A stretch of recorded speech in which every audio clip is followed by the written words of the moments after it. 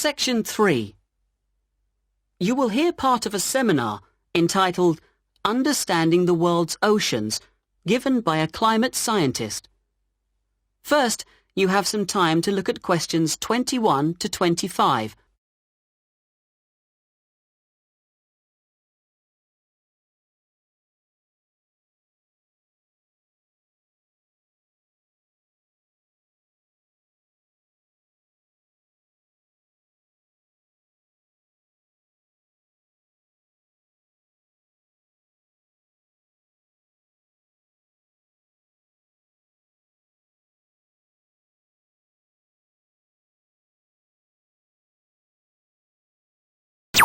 Now listen carefully and answer questions 21 to 25.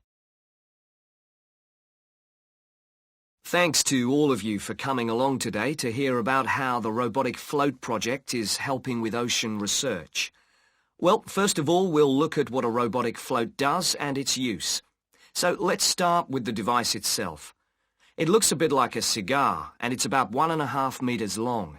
More importantly, it's full of equipment that's designed to collect data.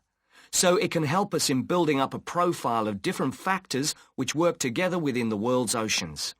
Sounds like a big project. Isn't it too big for one country to undertake? That's quite true, but this project is a really good example of international cooperation. Over the last 5 years, scientists from 13 countries have been taking part in the project and launching floats in their area of ocean control. And next year, this number will rise to 14 when Indonesia joins the project. That's impressive. But let's move on to how floats work. The operational cycle goes like this. Each of the floats is dropped in the ocean from a boat at a set point and activated from a satellite. Then the float immediately sinks about 2,000 meters. That's 2 whole kilometers down in the water. It stays at this depth for about 10 days and is carried around by the currents which operate in the ocean at this level. During this time, it's possible for it to cover quite large distances, but the average is 50 kilometers. So, what is it actually recording? Well, at this stage, nothing. But as it rises to the surface, it collects all sorts of data. Most importantly, variations in salinity, that's salt levels, and the changes in temperature, a bit like underwater weather balloons. Then, when it gets back to the surface, all the data it's collected is beamed up to the satellite. After about 5 hours on the surface, the float automatically sinks, beginning the whole process again. Before you hear the rest of the conversation, you have some time to look at questions 26 to 30.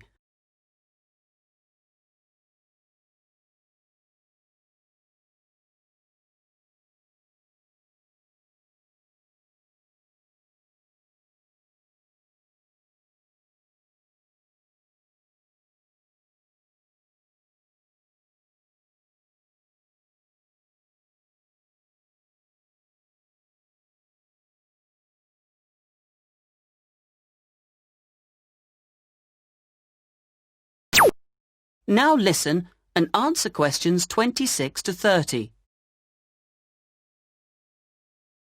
What happens to the data?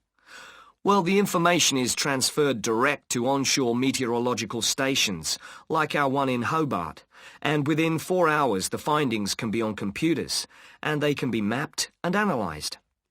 You say you're building models of the world's ocean systems, but how are they going to be used? And more importantly, when?